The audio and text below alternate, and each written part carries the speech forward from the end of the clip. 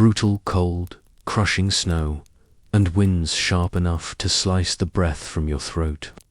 In the high Rockies, the night does not merely fall, it hunts. You wake to its teeth. Your eyes snap open to darkness, the kind of black that only exists 100 miles from the nearest lamp, and the cold hits your cheek like a slap. Every inch of you is swaddled under buffalo robes, except a crescent of face left for breathing. The air inside your shelter hovers just at the edge of freezing. Outside, the world has dropped to 30 below and still falling. You can feel it pressing through the logs the way a wolf's weight presses a door, testing for weakness. Somewhere, a gust screams, and the cabin answers with a low timber-bird groan. The fire has slumped to a red-eyed bed of coals. It's not yet disaster, but the slope from embers to oblivion is steep. There are no second chances up here. No rescue trucks flashing through the drifts. No ranger with a spare blanket. The arithmetic is simple and old. Fire dies. You die. You slide your feet directly into the moccasins you placed like a ritual beside the sleeping platform fur-lined. Dry, warm enough to buffer those first cursed seconds. Your soles never touch the earthen floor. Not once. In this climate, the dirt is a thief. Let it kiss your skin and it steals heat you won't get back until noon. The woods, stacked by the hearth the way a surgeon arranges tools, the birch slivers for breath, then pencil sticks, then finger, then wrist. Above that, the wrist-thick lodgepole, pine you split to ribbons in October, when the aspens were gold and you could still pretend winter was a story, not a sentence. You don't dump wood. You place a future. 2 sticks cross-shoushed over the coals with tiny triangles of air between them is fuel as surely as pine. And then you lean close and blow long. Slow, steady, not a gust but a bellows. One controlled exhale that turns dull red to orange to a living lick of flame. The ember remembers summer. Your job is to remind it harder. Fire dies, you die, old Sam used to say, poking a log with a length of iron that had already outlived 2 cabins and 1 partner. You can still hear him, Missouri twang sanded down by altitude. Sam survived 17 winters, not because he was the toughest man in the mountains, but because he was a fanatic for small things. The way you stage kindling, the way you stack the pile so you can feed it blind at 3 a.m., the way the door's fur seal lays flat and never wicks melt water. Luck's for river gamblers, he'd say. Heat's for those who plan. The flame takes. You graduate to a thicker piece, and then a thicker building. The fire the way you build morning, increment by increment. Never more than the coals can chew, never less than the room demands.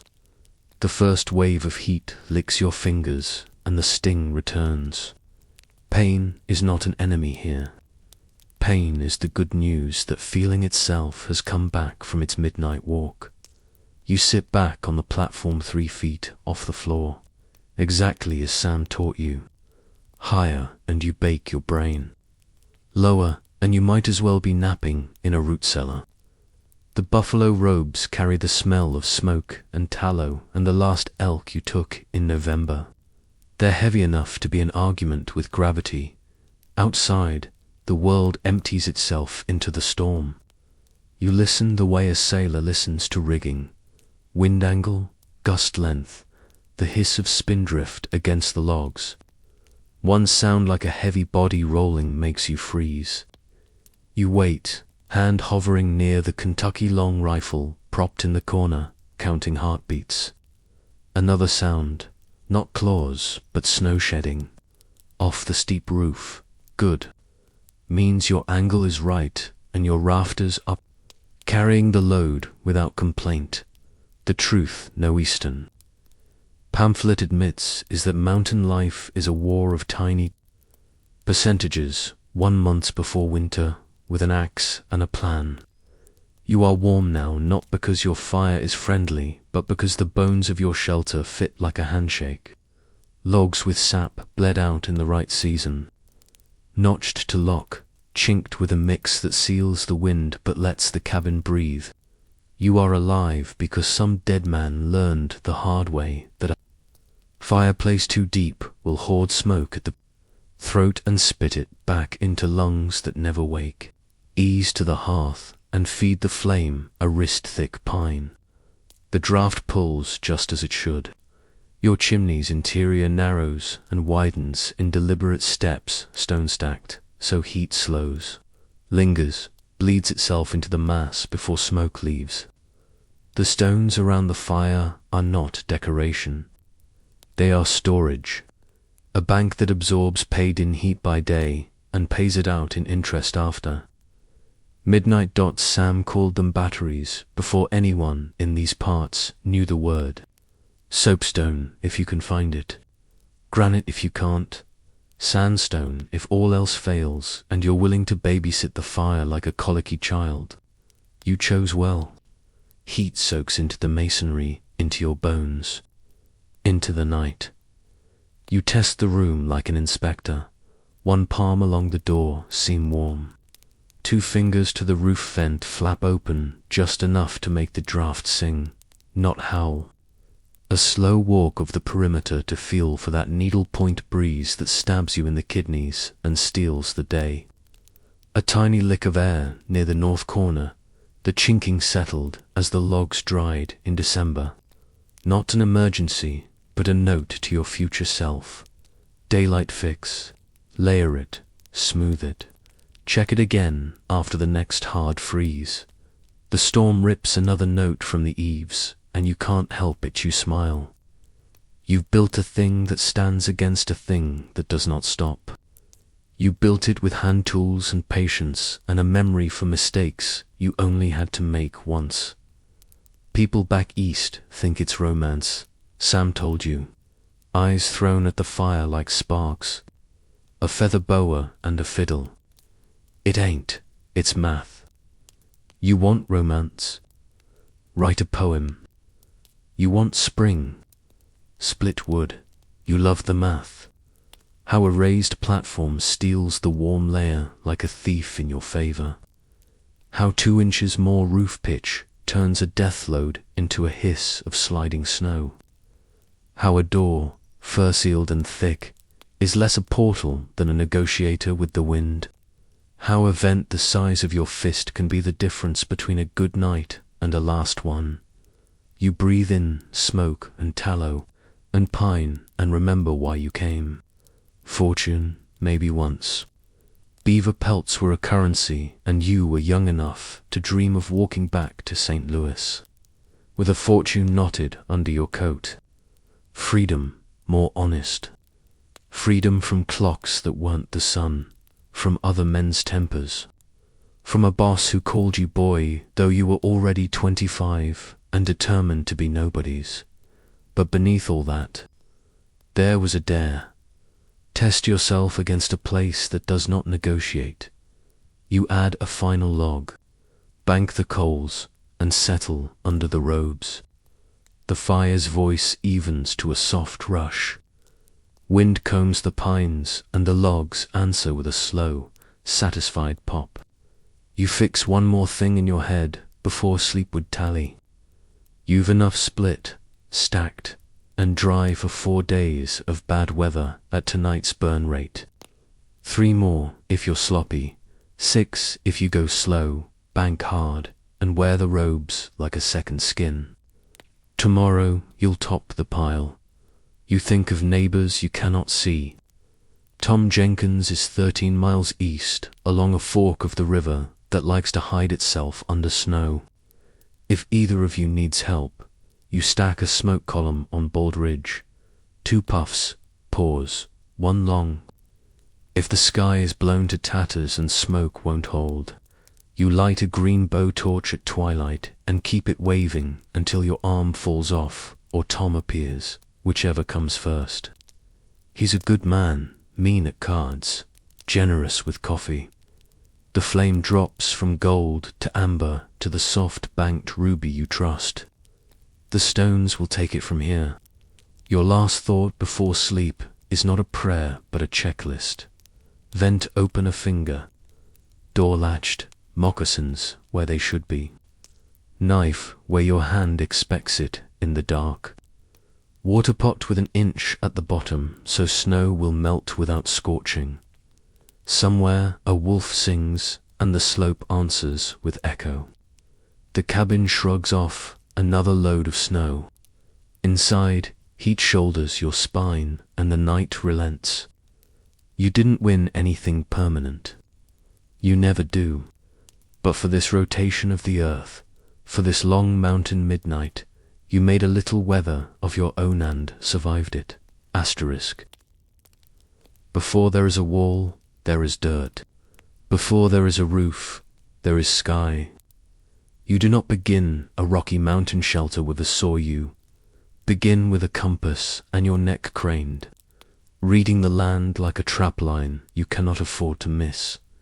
People picture site selection as a matter of pretty views. A blue ribbon of creek, a postcard meadow, peaks purpling at twilight. Up here, beauty is bait. You are looking for what won't kill you, not what pleases your eye. Rule 1. Wind.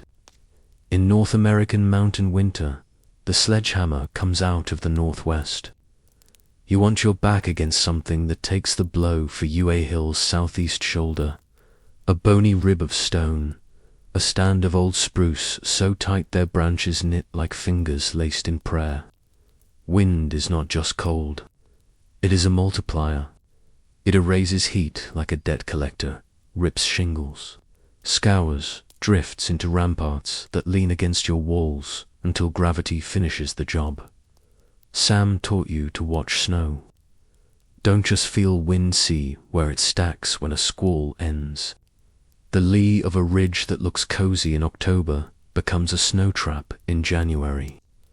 The mouth of a drawer that funnels summer breezes becomes a throat in winter, swallowing houses that were just a little too far up. Wind speaks a dialect of topography. You either learn it or you learn to freeze. Rule 2. Slope and slide. Avalanches don't care if a man is kind, brave, or late with rent. They care about angle, load, and release. You carry a stick and a habit of measuring hillside pitches with your eyes. But you still dig quick pits above suspect rollovers to read the snow like a book, crusts, facets, weak layers, the kind of sugar that can take a season's worth of storms and then, on a bad afternoon, turn to ball bearings. You do not build under a starting zone. You do not sleep in a path the mountain has used for centuries. Give the beast its corridor. Rule 3. Cold sinks. Valleys pool cold the way whiskey pools in a hollow on the table. On a tranquil, star-stamped night, the air slumps downhill and lays in the low places. Pretty creek bottoms that sparkle in August become steel traps in January 20 degrees, colder than a shoulder 50 feet higher. You camped a night in a bottom once and woke to your breath frozen in your beard like mottled glass. Lesson taken. Build on a bench that's high enough to dodge the sink, low enough to duck the worst winds. Rule 4. Sun. This is not romance. This is free heat. You pick a southern or southeastern exposure so the morning light pours in and takes a bite out of the frost on your inside wall. A cabin that greets the sun burns less wood and dries its damp corners before mold can stake a claim. You note where shadows lay at noon in November. You mark where the low winter arc grazes the tree line. You want light without glare, warmth without meltwater, cutting sneaky paths under your sill. Rule 5. Water that stays water. The mountain gives you plenty of snow, but melting it costs what you might not have during a week of storms. You make a map of seeps and springs in late fall and ask an older trapper which ones stay open when the mercury goes dumb. The right trickle through winter is a savings account. But right also means not too close. You don't put your door where overflow ice can turn your stoop into a skating rink and your shin into kindling. Rule 6. Trees that are help, not hazard. A shelter tucked behind timber has a silent militia against the wind, but you examine each trunk as if it were applying for work. Dead tops. Bark beetle galleries. You don't want a 30-foot spear falling through your roof in a March storm when snow turns to concrete and every nail is numb. You cut back what threatens and leave what guards. You think not just of where a tree stands today, but where it might stand after one more season of rot. Rule 7. Ground that drains. Water is life in summer and sabotage in winter. Organic mat under your floor becomes a sponge. You scrape to mineral soil, crown the footprint so melt finds a reason to leave. And you dig a shallow swale 20 feet out to catch the mischief and send it round. The first thaw of March proves who did their homework. The men who didn't are suddenly sleeping on saucers, burning twice the wood to dry walls that never stop weeping. Wet kills 3 ways, Sam said. Steals heat, ruins gear, rots strength. You walk the chosen patch in expanding circles like a dog thinking hard about where to lie down. You come at it at dawn, at dusk, in a storm, in bluebird quiet. You throw a ribbon in the branch to see what a day of wind does with its tail. You watch snow devils pencil their paths to learn where the invisible rivers move. You don't ask the mountains for permission. You learn their rules and behave. When you finally drive the first stake, the ground answers with a thud you like. Firm, but not stony. You lay out your rectangle with cordage and 4 pegs, checking squareness by walking the diagonal's primitive geometry that would satisfy any surveyor. You plant a story pole at the center and scratch marks for future floor height, sill placement, and beam lines. A cabin is a machine, and this clearing is your shop floor. Then you do the hardest thing for a man in a hurry. You stop. You listen. The wind bares its teeth, and you compare its bite with what you predicted. A gust screams. The spruce belt to the northwest shoulders it, and sends the worst over your hat instead of into your chest. Good. You stand in the space where the hearth will go and lift your face. The sun breaks ragged through cloud, and in that instant you know where your small window will live the square of light whose oiled bladder will glow like dawn in January. You think of the men who chose wrong. The cabins buried to the eaves by a drift they thought was a friendly hill. The perfect meadow that turned to a white lake in a December Chinook, water moving under the snow like a ghost. You remember the story of the Henderson's ice forming on wool blankets inside because their walls couldn't stop weeping. You will not be a story other men tell to warn the young. Site selection is also about logistics. Where will you stage the logs for notching so you're not wrestling them uphill? Where will the clean snow pile live upwind of the privy? Away from ash, far from the meat pole so fat doesn't speckle your water.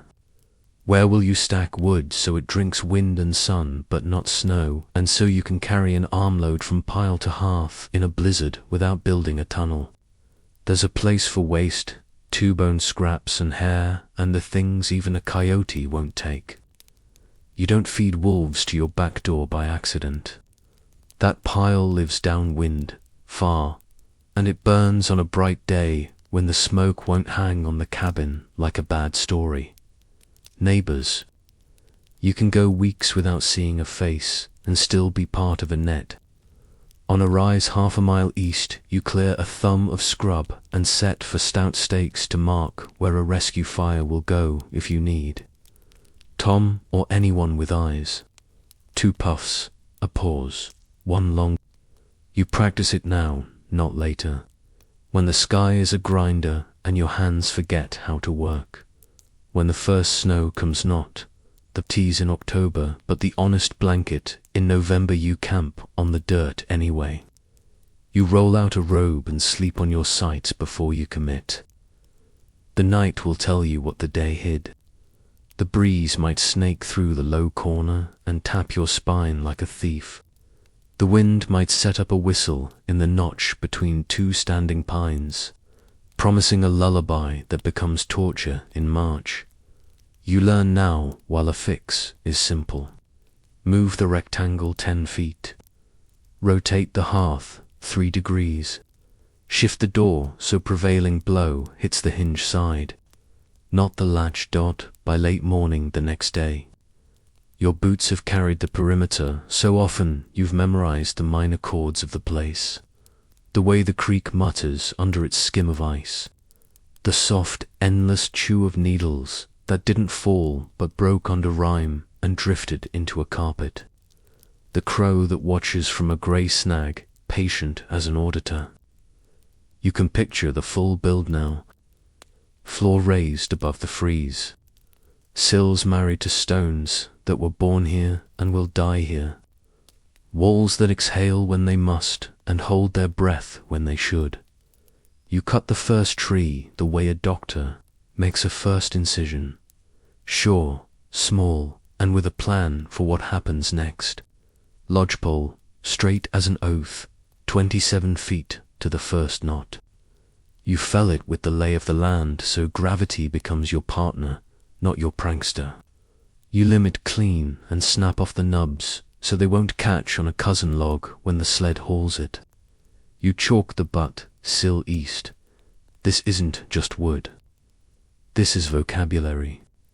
Each piece will speak a place in your machine, in the late light. You stack what you've taken on skids you cribbed from the crooked, unlovely saplings that would never be more than firewood. You lift one end with a lever you made from a pry of aspen root, and you look at the grain, at the way it runs like a river through the log. You will notch it to catch another, and they will become a pair that resists the twist that cold and time will try to teach them. Before you leave the site for the night, you do one last thing that would make an accountant smile. You write the plan, not with ink. You don't waste paper on what your head can hold, but with placement. Stakes stand where corners will be. A single stone sits where the hearth will start. A clean circle in the snow marks the vent hole's future. You've told your tomorrow what your today wanted, and in mountain life, that conversation is the difference between a home and a tomb. Back at your current shelter, you warm your hands and study a hand-drawn map. Pencil ticks where materials live, where danger sleeps, where the sun pays and where it charges fees. You hum a little, a tune you learned from Sam. He called it his measuring song. It kept cadence while his eyes measured slopes, while his feet measured steps, while his gut measured risk he couldn't name but trusted. Tomorrow you'll bring the adze and the draw knife. You'll square sills and lay stones and teach the dirt to carry a house. But tonight you let yourself feel something like pride. Not in your skills, those are borrowed from men who froze and men who didn't, but in your choices. You picked a place that lets a human do human things. Eat, breathe, work, rest. That is not small. That is the original American project. Written in timber, find ground, read it well, and build a life that can argue with winter and be believed. You bank the fire, check the vent with one finger, line your moccasins the way you always do. And as the wind presses its cold face against the log, the cabin answers with warm breath. The land outside will never love you. It will respect you if you respect it first. That's enough. That's everything. Asterisk, a shelter is more than four walls and a roof. Out here, it is a skeleton, a skin, and a set of lungs. If you build wrong, the whole thing dies and it drags you with it. You begin with bones, notched logs, each one selected, felled, stripped, dried, and persuaded into its place like ribs in a chest. A cabin isn't simply stacked, it's woven. Each log must marry its neighbor in a joint so tight you could drive out the mice with nothing more than smoke. A good joint sings when the axe blade bites. A bad one sulks, cracks, and leaves a gap for the devil's own wind. Choosing the right wood, the Rockies don't gift you a perfect forest. You must hunt for the right tree like you hunt for elk. Lodgepole pine is your bread and butter. Straight, tall, predictable. Douglas fir, heavier and stronger, is for the sills that shoulder the burden. Aspen burns hot and fast, but as a wall it twists and moans like a drunk in a snowstorm. You don't fell in spring. Sap will weep through your walls, draw bugs, rot your floor. You fell in late autumn when the trees are sleeping. Strip bark, quick, or beetles move in before you blink. Then stack them off the ground to season. Greenwood shrinks and betrays. Seasoned wood holds its promise. Old Sam once told you, a bad log is like a bad partner. Looks fine at first, then leaves you cold when you need M most. He taught you to thump each trunk with the back of your axe and listen. A hollow thud is sickness. A ringing note is health. The notch that holds life's most greenhorns think you just stack logs and hope. But a wall that hopes collapses when snow leans in heavy. The mountain men used the saddle notch, the V-notch, the dovetail, each with its own virtues. You prefer the saddle. Its forgiving lets the log settle deeper as weight presses down, sealing tighter as winter gets meaner. Carving a notch isn't whittling. It's surgery. You measure, cut, pare, test fit, then cut again until the two logs lie together like married hands. Too shallow, and they wobble. Too deep, and you waste strength. You want each log to rest like it was born there. When the corners interlock, the walls stiffen. A shelter that flexes with wind lives longer than one that fights it. The logs breathe, expanding and contracting with the seasons. But the notches guide that breath, turning chaos into rhythm. Stones at the feet logs can't touch earth. Not if you want them to outlast a single thaw. The ground is wet, cold, treacherous. That's why the foundation is stone and mortared if you can, so the rocks shift with frost but never crack. You crib the base with flat stones, each one heavy enough to resist heave. The sills, laid atop those stones, are the cabin's spine. You choose Douglas fir for those. Strong, stubborn. If the sills fail, the whole structure sags. If the sills hold, the cabin will still be standing when your beard is grey. Breathing walls between logs lies the eternal war of air and chink. Too wide a gap, and the wind sneaks through like a thief. Too tight, and the wall won't flex it, will split when the frost swells it. The trick is to chink with materials that flex. Clay mixed with dried grass, sometimes animal hair. Clay alone hardens the stone and cracks. Grass adds spring. Hair binds it like twine. Sam showed you a mixture that never fails. Clay from a riverbank, straw from your pack, and a little buffalo hair from a robe gone threadbare. He'd work it with bare hands, humming low. Tight walls make warm nights, he'd say, smearing the paste between logs. Then he'd step back, admire the line, and add, But walls that don't breathe will choke you dead, because a shelter must exhale. Too airtight, and carbon monoxide creeps in like a ghost.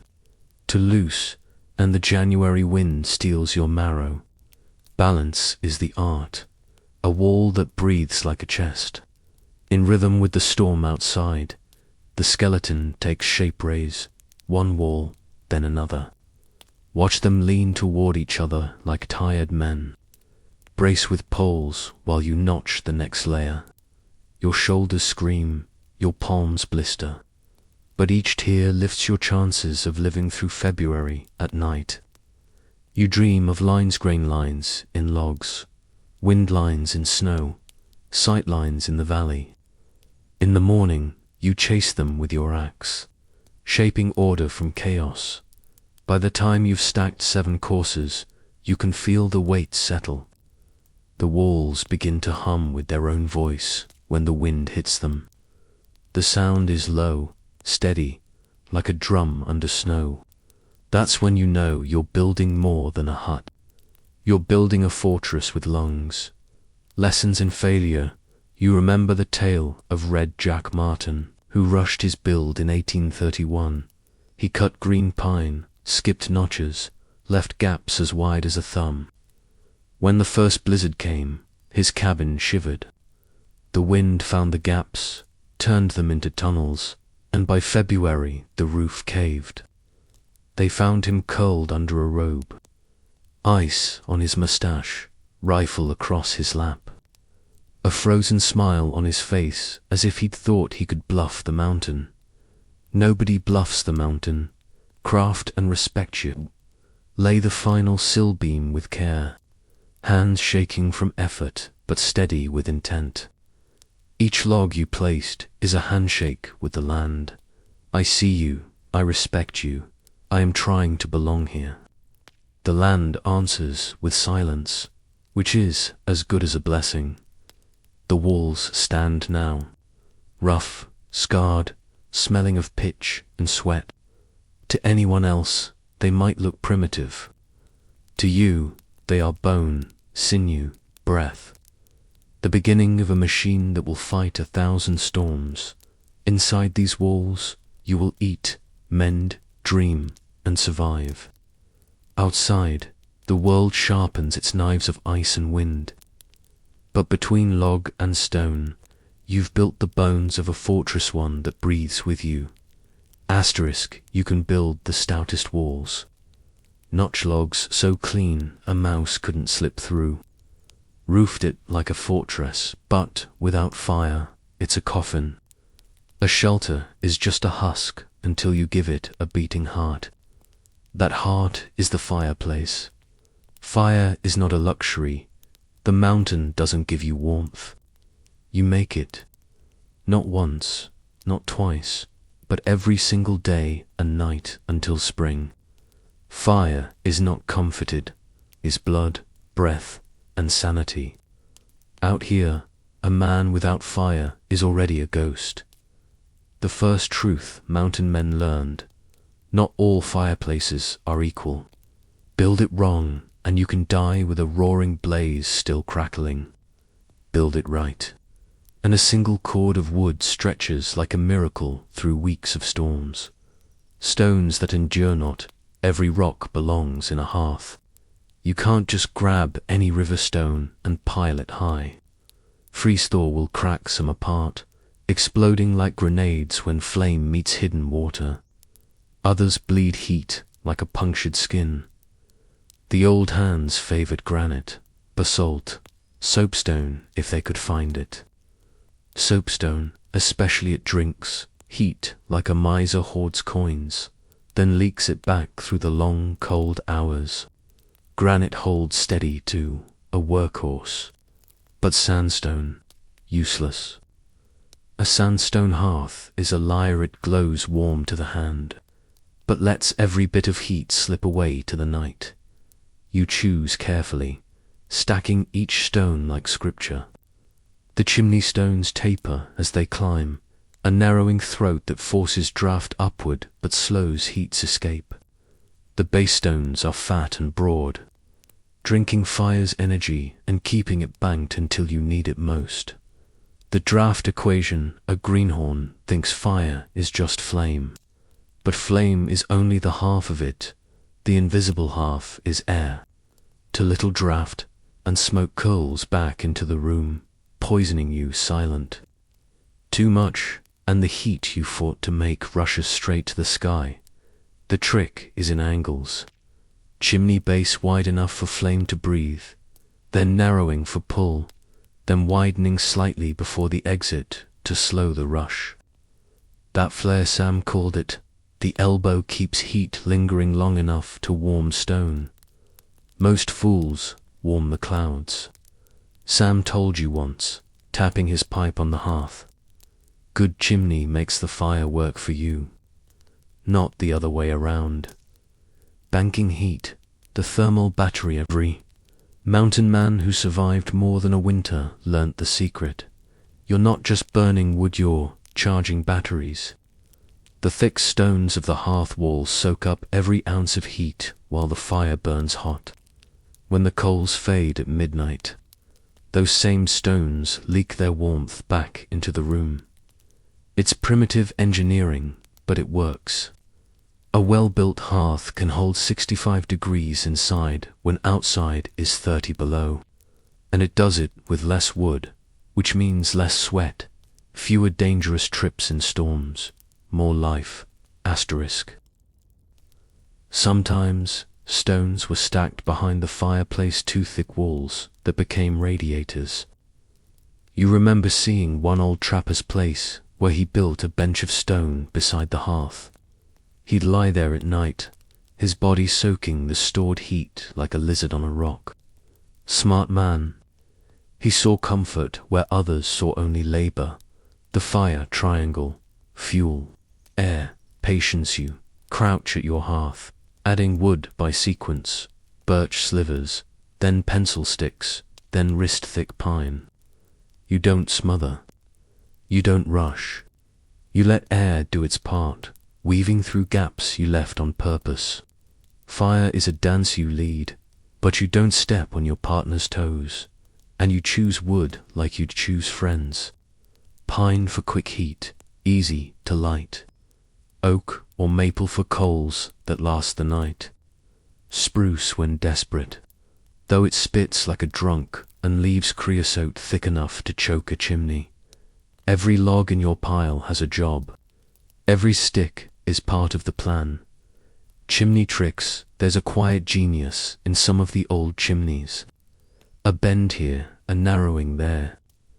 You've seen one with a clay-lined smoke channel, the man shaping it by hand so the hot gases kissed stone before leaving. Efficiency up 30, maybe 40%. That's the difference between warmth and frostbite in February.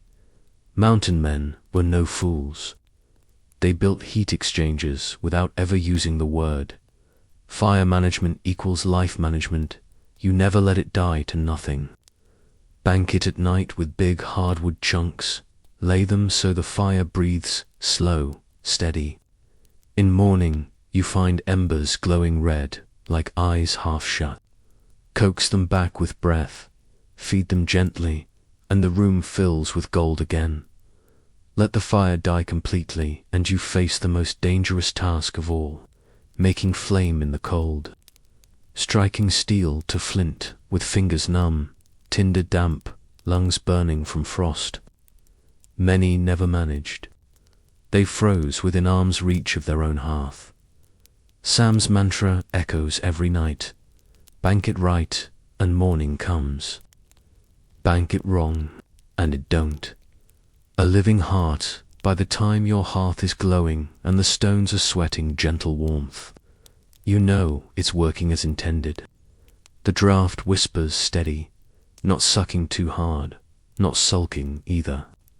The walls catch the heat, the floor sheds its bite. You sit back, hands out, watching flame lick the air. You realize this fireplace is not furniture. It is a living heart, pumping warmth through stone veins, keeping your blood from freezing in its tracks. The mountain doesn't allow waste, And here you have built the one system that turns dead trees into life itself. The shelter has its bones, but now it has its pulse. Asterisk, a cabin without a roof is a trap. A roof that's built wrong is a grave. Out here, snow doesn't just fall, it waits, it gathers, it plots. By February, that white powder is no longer pretty. It's a weapon measured in tons. The weight above your head, imagine standing under a slow avalanche for 4 months straight. That's what a roof faces in the Rockies. Every square foot can carry 100 pounds or more. Multiply that across a 20-foot span, and you're looking at several tons pressing down. Night after night, one greenhorn in 29 built a roof flat as a dance floor. Looked fine in October, warm even, until storms stacked snow 4 feet thick. By December, his cabin creaked like an old ship. By January, the roof folded in, crushing his food, gear, and hope in one slow sigh of collapse. They found him in spring, under the wreck, preserved in ice like a cautionary tale. Snow doesn't forgive mistakes. Steep angles save lives. The answer wasn't strength alone, it was angle. Too flat, snow piles up. Too steep, wind tears shingles clean off. Somewhere in between lies the sweet spot. Steep enough to shed, shallow enough to cling. Sam used to make apprentices guess it by feel. Lay a board in snow, he'd say. Watch if it holds or slides. There's your roof. Turns out the old man was right. A pitch of about 45 degrees steeper if storms are wet. A little shallower if their powder was the survival number. You stand back, eyeing the rafters you've just set, their angle slicing the sky. You picture the first blizzard testing them, dumping snow heavy as wet cement. The angle will decide if you live under shelter or under a tomb. Rafters and ridgepole logs alone aren't enough. The roof's skeleton must be a system, a ridgepole thick as a man's thigh, supported at both ends by uprights you trust with your life. Rafters notched to fit the ridge and the top wall logs, pinned with wooden pegs that swell tight with moisture. No nails here, no iron to rust or snap. Just wood meeting wood, angled and locked. A well-fitted joint is stronger than any spike, and it flexes instead of breaking. Rafters are laid close one every 2 feet, sometimes tighter. They act like ribs, spreading the load. Each rafter whispers to the next. Share it, share it, share it. If one breaks, the others catch the weight. That's the difference between creaking through a storm and waking up buried. Coverings that work, not every roof covering is equal. Split shingles are best when you have the time thin. Slices of pine or cedar overlapped like fish scales. They shed water, shed snow, and breathe just enough to keep rot at bay. Bark works too if you can peel it in summer. Lay it thick, overlapping, and weigh it with poles. Bark alone won't last more than a few years, but it'll buy you time. Some men stretched hides over rafters, layered with moss and clay.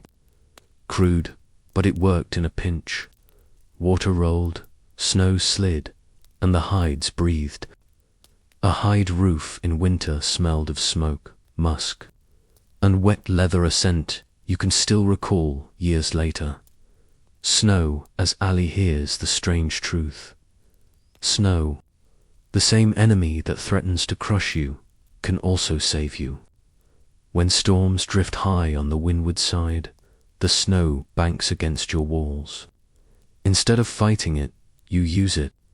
Packed snow becomes insulation, sealing gaps and muffling drafts. The trick is to keep the leeward side clear. Snow piled wrong can block chimneys, choke vents, and trap smoke inside. You shovel trenches around the back after every big storm, even when your lungs burn and your mittens are stiff with frost. Sweat kills, but neglect kills faster. Listening to the roof, every mountain man knows the sound of a roof under strain. A sharp crack like a rifle shot means weight shifting. A groan that runs the length of the ridge means rafters bowing under pressure. That's when you grab a pole and push from below, knocking snow loose before it kills you in your sleep. There's no shame in running outside, mid-blizzard, to jab your roof with a pole. Better wet and shivering than buried. Sam called it talking to the roof. You knock, it answers with a slide. If it doesn't, you keep knocking, trial and error. Paid in blood, the mountains are littered with the bones of men who got it wrong. Too flat, and they suffocated under snow. Too steep, and wind peeled their roofs like onions. Some built to heavy massive timbers that sagged under their own stubbornness. Others built to light, hoping to cheat weight with wishful thinking. The survivors, they learned balance. They studied drifts, slopes, and winds. They built roofs that flexed, breathed, and shed what they couldn't carry. Each log, each angle was a negotiation with nature. Your roof stands by late November. Your roof is finished. Rafters snug, ridgepole straight, shingles overlapping tight. You sit by the fire, listening as the first storm hammers it. The wind howls, snow piles. Then you hear it's the hiss of weight sliding off. Sheared by pitch and gravity, you smile in the dark. The roof is alive, not breaking, not groaning. It has joined the fight with you. Outside, snow builds mountains of its own. Inside, you are dry, warm, alive. The roof above your head is more than lumber and labor. It is proof of understanding, respect, and patience. In these mountains, that's the only contract that counts. Asterisk, the walls stand.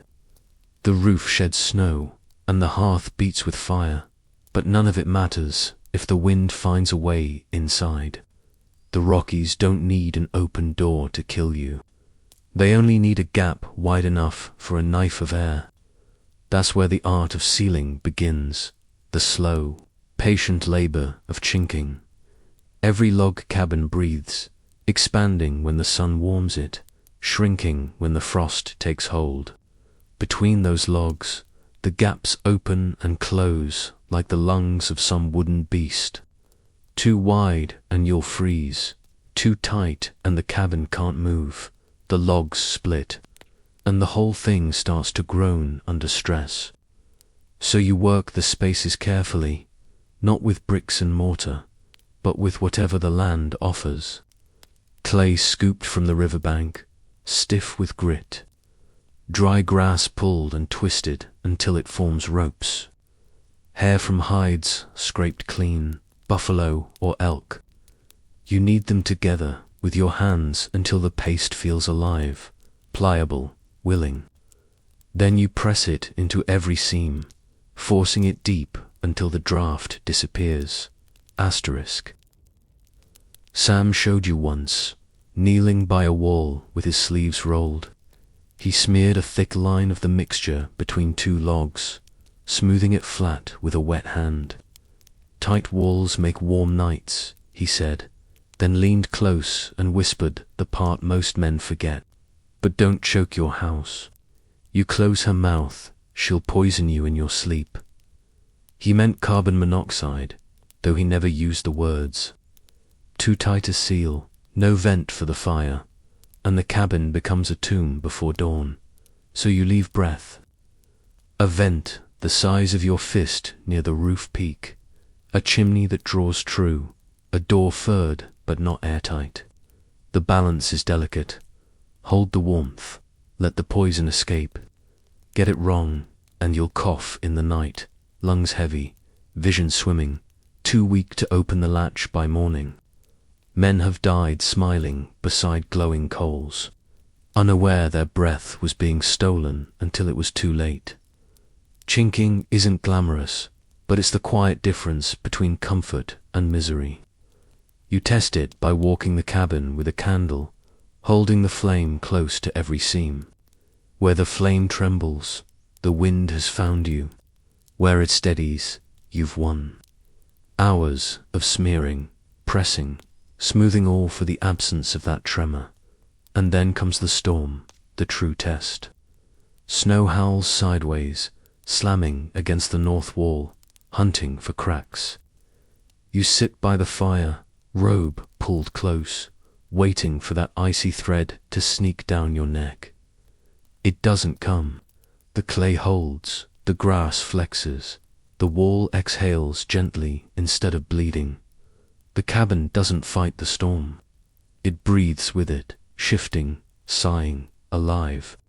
You stretch out on the raised platform, listening to the night try its best. The wind screams, the roof hisses with sliding drifts, the chimney hums with a steady pull. Inside, the air is warm, sweet with smoke, dry enough to keep your blankets crisp. No icy draft at your back, no ghostly chill creeping through the seams. The work was worth it. You close your eyes and remember the ones who rushed, who slapped clay into gaps and called it done, who laughed at the fuss of mixing hair with mud. You remember the stories of men who coughed themselves to death in silence, faces turned toward fires they thought were friends. You've avoided their fate by patience, by balance, by treating a wall not as a barrier but as a living skin. The storm rages on, but you feel only its voice, not its teeth. You built a house that breathes. You will wake to morning. Asterisk, the fire keeps you alive, but it is greedy, always asking for more. Every log you burn is a debt paid with sweat and steel, and out here you can't afford sloppy accounting. Men who cut wood without counting it, men who burn pine like kings in October, men who never learnt the rhythm of coals. Those are the ones whose fires go out when the storms are longest. You start to see firewood not as fuel but as a kind of currency. The forest, your bank, the axe, your only mint. Some trees are quick spenders. Pine, spruce, aspen. They light easy, burn bright, vanish fast. They're good for mornings, when the coals are thin and you need flame to bring life back. But they're gone before the stew boils. Hardwood is another story. Oak, maple, hickory, if you can find it, heavy, stubborn, slow. They burn long, leave beds of coals that last through the night. You hoard those pieces, save them for when you bank the fire, tucking them against the stones like you're saving money under the floorboards. Sam taught you to measure firewood in days, not cords. He'd stand by his pile, squint, and say, "This here's for days, if you're smart. 2, if you're stupid." He wasn't joking. Burn fast, keep the flames leaping, and you'll chew through wood like a drunk through whiskey. Let the fire breathe slow, bank it tight at night, and you stretch the same pile twice as far. You learn to think like the fire, what it wants, what it wastes, what it saves. You cut in autumn when the sap is low, split and stack with care. Never throw green wood on a fire unless you want smoke that stings your eyes and creosote thick enough to choke your chimney. Split logs dry quicker than whole, so you split every stick you plan to burn before the snow buries the chopping block. Then you stack them off the ground, bark down, in rows that face the sun, with space for the wind to prowl between. A sloppy stack is a grave marker for a man who thought he had enough dot at night. When the fire slumps, you learn the trick of banking. You don't let it die. You push the coals together, lay a hardwood log across them, then cover with ash until the glow hides under grey. It looks dead, but it isn't. In the morning, You brush back the ash, blow long and slow, and the heart glows red again, ready to rise. Matches are precious. Banking coals is survival. There's a rhythm to it.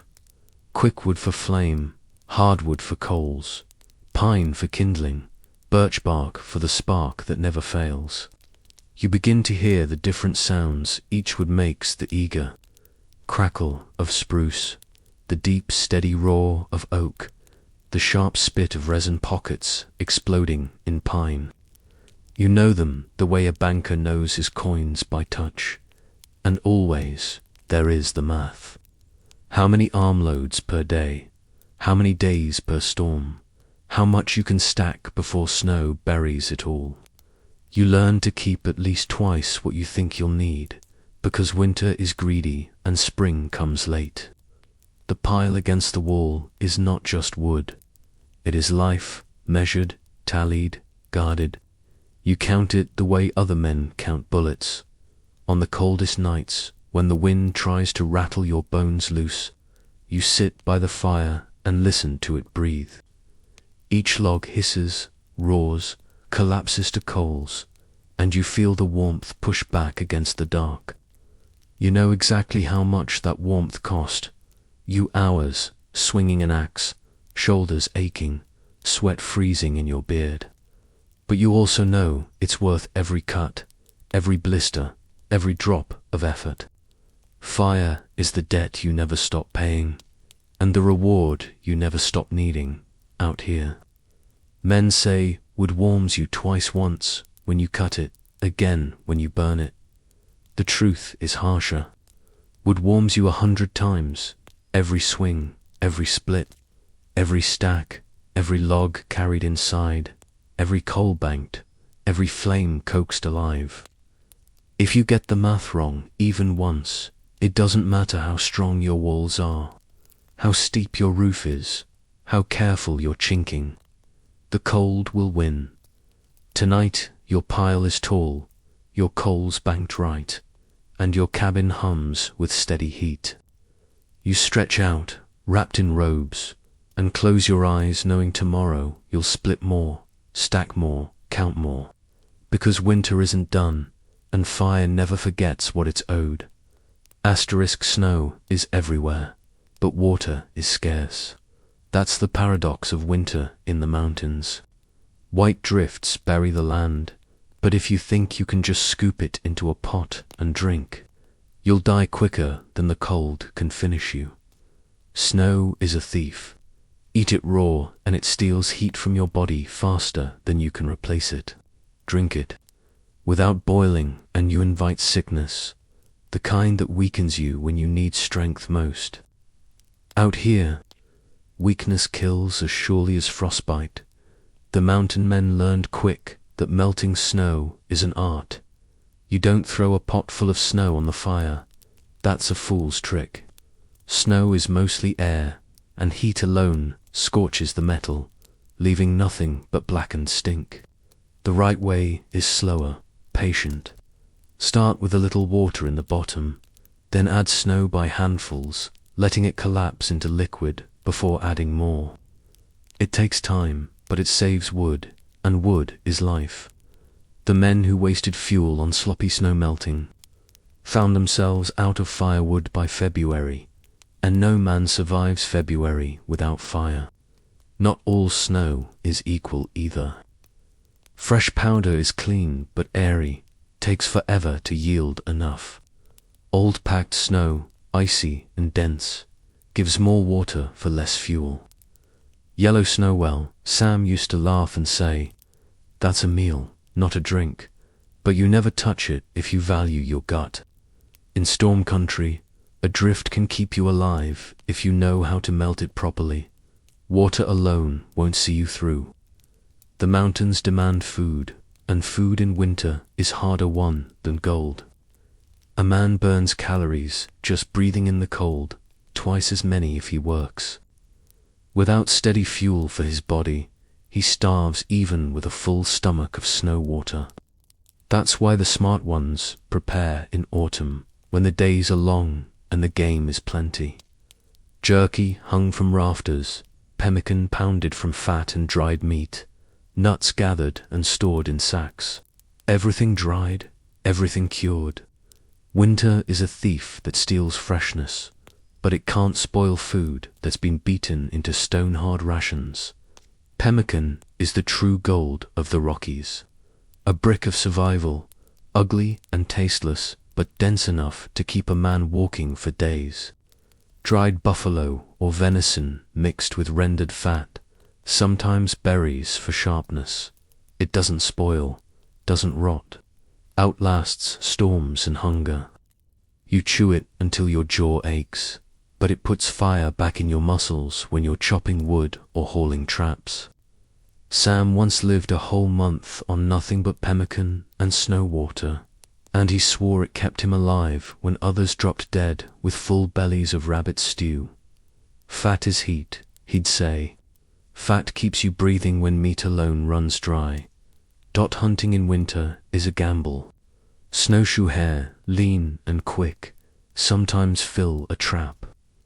If you're lucky, a deer wanders near the tree line, thin but worth the risk of powder and shot. Wolves circle too, hungry like you, and sometimes they're the ones caught in traps meant for other game. Eat wolf, and you'll taste the hunger in its meat, but hunger doesn't care for taste. A starving man doesn't ask questions when the stew pot boils. Every scrap counts. Bones aren't waste, they're broth. Hides become mittens, bedding, door seals. Sinew turns to thread. Nothing is thrown away, because waste is another word for death. A single rabbit might give a man 3 days of life if he knows how to use it right. A foolish man roasts it whole, feasts for an hour, and starves the next 2 days. And then there is the hunger you can't fill with food. The deep gnaw that comes when your stores run low and the traps are empty. That's when men get desperate, boiling pine needles for bitter tea, stripping bark from trees, chewing roots that barely hold nutrition.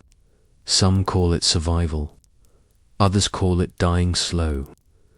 Sam told you once about a man who boiled leather boots just to drink the broth. He lived, but he wasn't the same afterward.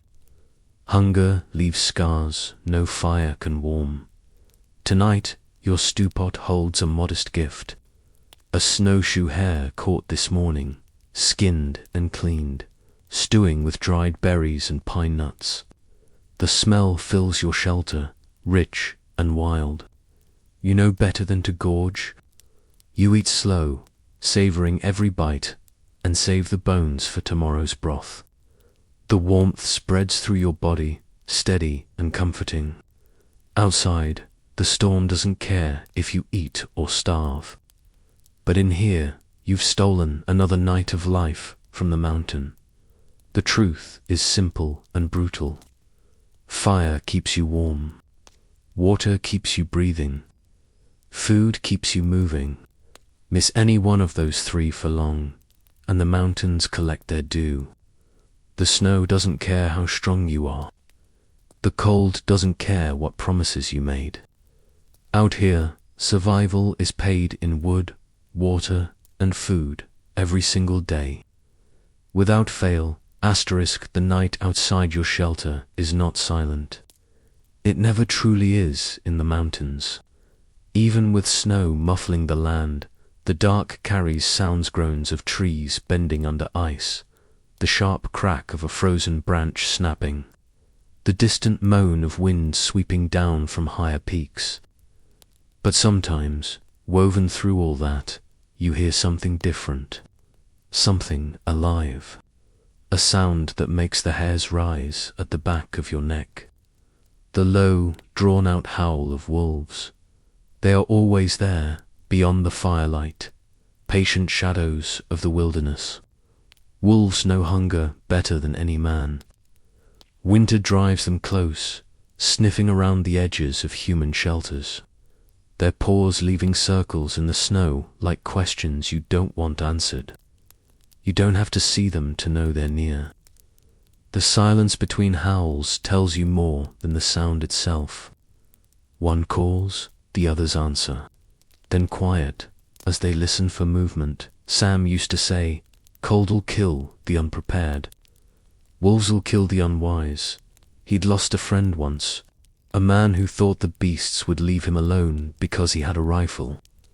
The rifle did him no good when the fire burned down, when he stepped out to piss and found himself ringed in glowing eyes. By the time anyone found what was left, the story was already written in blood and tracks. Wolves test the edges, waiting for mistakes. Out here, you don't give them any. That's why the fire never dies, not completely. Light is a weapon as much as warmth. A steady flame keeps the shadows back, makes eyes blink and fade into the dark. You check the fire often, banking it so the glow stays bright against the walls.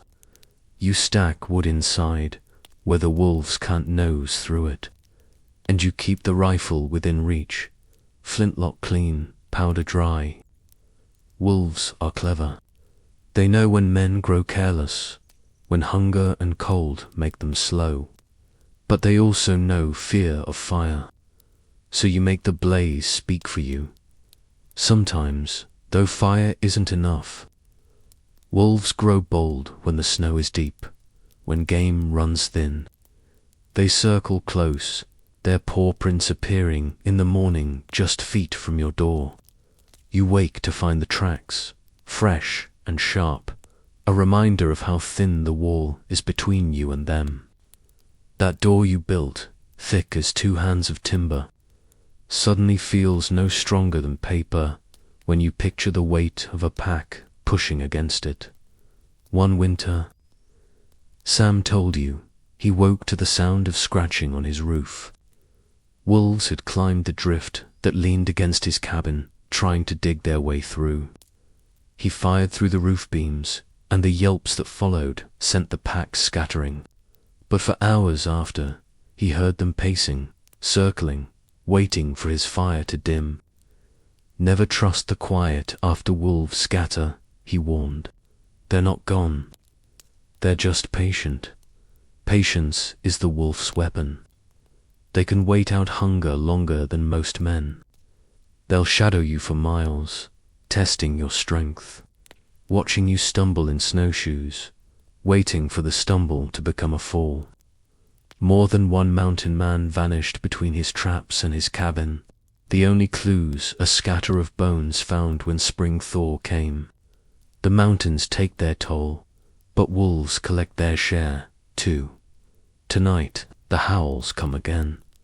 Closer, the sound threads through the cracks of your cabin like cold smoke. You pause with a log in your hand, listening. The fire pops, masking some of the sound, but not enough. You feel it in your chest. They're near. The rifle waits in the corner, but you don't grab it yet. Shooting at shadows wastes powder, and powder is life. Instead, you feed the fire, letting the flames leap high, letting the smoke roll up the chimney. The glow spills against the log walls, steady and defiant. Minutes pass. The howls quiet. Silence settles in, heavy, uneasy. You know better than to think they're gone. The wolves are out there, watching, pacing, waiting for the door to open, for the fire to die, for your hands to grow, to stiff, to reload quickly. You settle onto your bed of robes, rifle across your knees, ears straining against the quiet. Sleep will not come easy tonight. Out here, winter has many faces, cold, hunger, storm, loneliness. But none stare at you quite like the eyes just beyond the FIRELIGHT. Asterisk, the storm doesn't knock. It barges in with fists of wind and teeth of ice. One moment the night is steady, your fire glowing warm against the walls, and the next the whole shelter groans like a wounded animal. The wind slams down from the peaks, shrieking through the cracks, rattling the roof beams, shoving snow into every gap it can find. You sit up instantly, senses sharpened. Storms don't just test your fire, they test the bones of your home. The roof creaks under weight you can't see but feel in your gut. Every gust slaps another load of snow across the shingles, piling it high, pressing down. You remember Sam's words. Snow don't fall gentle in the mountains. It falls like a hammer, and it falls where it wants. A bad roof angle, a weak ridge beam, one sloppy notch in your joinery, and all of it could come down. Roof failure isn't slow. It's sudden, and when it happens, you don't have time to wonder what went wrong.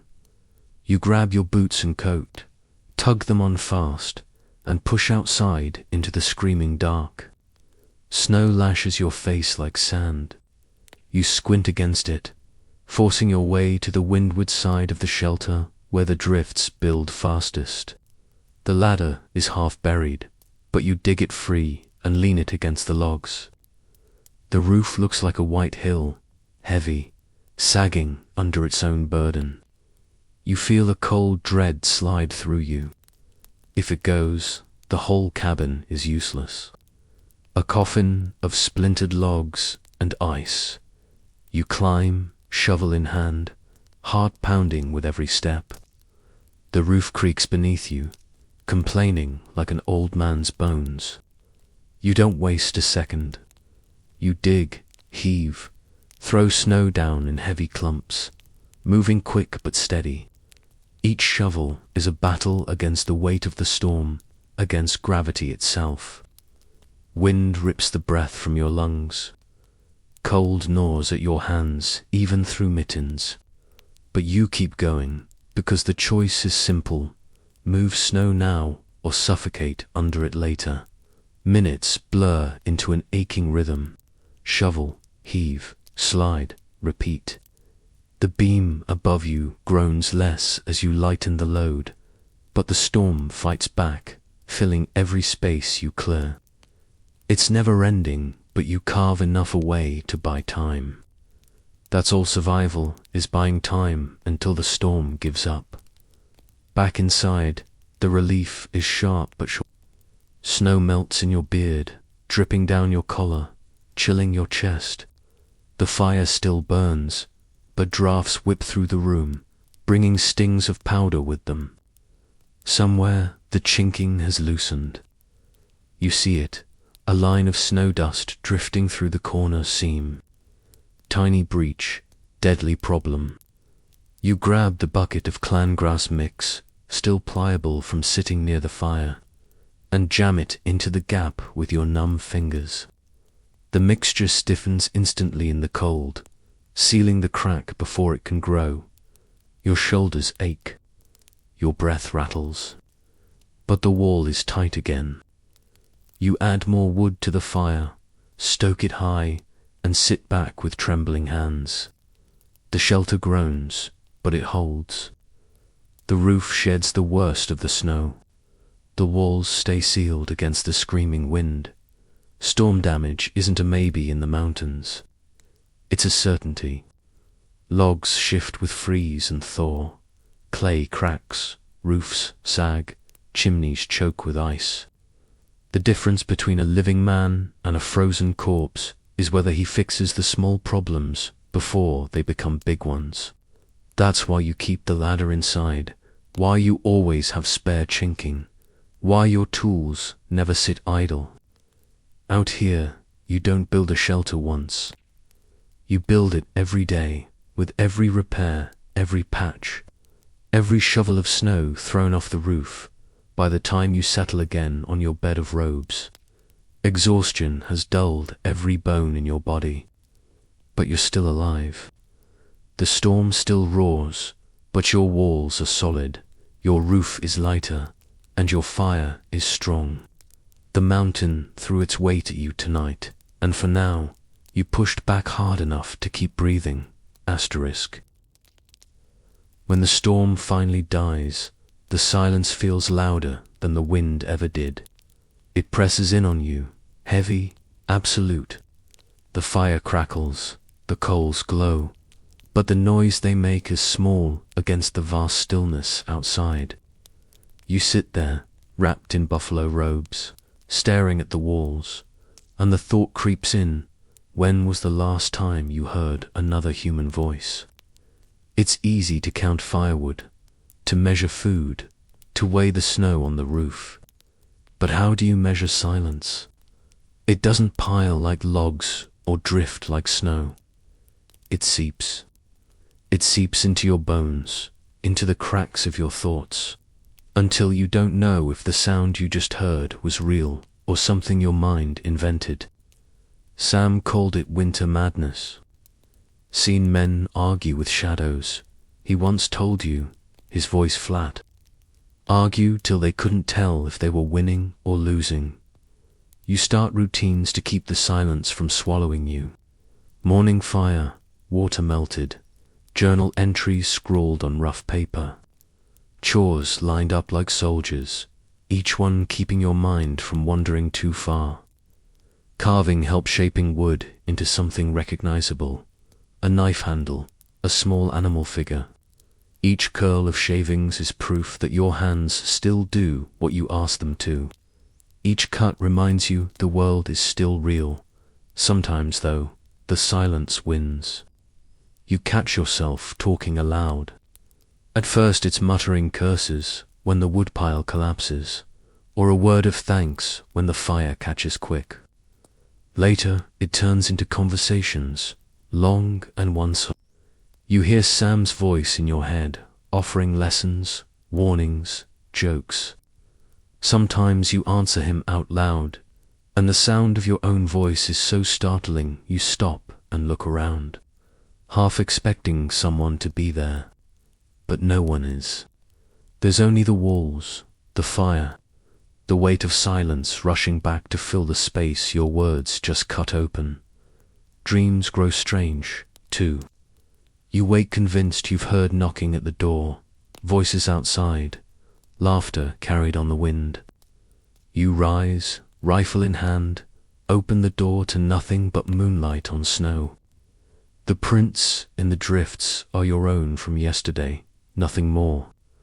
But for hours after, you can't shake the sense that something was there. Something that watched and then slipped away when you stirred. Men break differently in isolation. Some grow quiet and inward, their thoughts folding over themselves until they vanish. Others get restless, pacing their cabins until the walls feel like a trap, until they step outside into the snow with no plan to come back. That's the cruelest trick of the mountains. The cold doesn't have to kill you if your mind walks you out into its arms. You fight it with routine, with small victories. A trap sprung with a rabbit. A roof leak sealed. A fire banked perfectly through the night. You write down the date every morning, even if you're not sure anymore what day it truly is. The act itself pins you to time, keeps you from floating in endless winter. Some men carved notches into walls, counting days like prisoners. Others kept flutes or fiddles, coaxing music out of rawhide and wood to remind themselves they weren't ghosts yet. Tonight, you sit by the fire with a wooden flute you carved weeks ago. The tune is simple, rough, but it fills the cabin with sound that isn't your own muttering, isn't the storm or the wolves. The notes echo off the walls, a reminder that you're still here, still shaping sound against silence. The flames flicker, and for a moment the shadows on the wall look like figures listening, like you're not alone. It's almost enough to make you smile. But the truth is, you are alone. The silence will come again tomorrow, heavier than today, and the day after, heavier still. The test of winter isn't just whether your fire holds, whether your shelter stands. It's whether your mind can keep itself whole when the only heartbeat you hear is your own. Asterisk. When the long winter finally loosens its grip, it doesn't announce itself with fanfare. It seeps in slow, a few extra minutes of sun, a drip of meltwater from the eaves, the call of a bird you haven't heard in months. You step outside one morning and the air doesn't bite quite as hard. The snow is still deep, but it feels softer, its surface glazed by the day's thaw and the night's freeze. The storm season has broken. You're still here. Survival in the high country isn't about glory. No one writes ballads for the man who patched his roof right, who banked his coals smart, who rationed his jerky instead of gorging. Nobody sings of the quiet victories, the sealed crack in a wall, the rabbit stew stretched into 3 meals, the firewood stack measured just right. Yet those victories are the only kind that matter. You don't cheat the mountains. You bargain with them, day by day, log by log, until the sun leans a little longer and the snow begins to retreat. Sam used to say, the mountains strip you, down to the truth of yourself. Out here, there are no masks, no excuses, no second chances. You find out whether you're stubborn enough to rise when the fire dies at 3 in the morning. Whether you've got the patience to carve notches in logs until they fit tight. Whether you can endure the silence without letting it hollow you out. Some men came to the mountains chasing fortune in beaver pelts. Some came running from debts or laws or lives they wanted to forget. But the ones who stayed, the ones who survived winter after winter stayed, because the mountains gave them something society never did, an honest measure of who they were. You think back on the lessons, passed from one survivor to the next. Fire dies, you die. Tight walls make warm nights. Always stack 3 times the wood you think you'll need. Always seal the cracks before the wind finds them. Never trust a roof you haven't tested with weight. And never let your mind go idle in the silence. These aren't just sayings. They're blood-written truths bought by the bones of the men who got it wrong, inside your cabin. The walls are scarred with smoke, the floor stained with mud and melted snow, the hearth blackened by months of burning.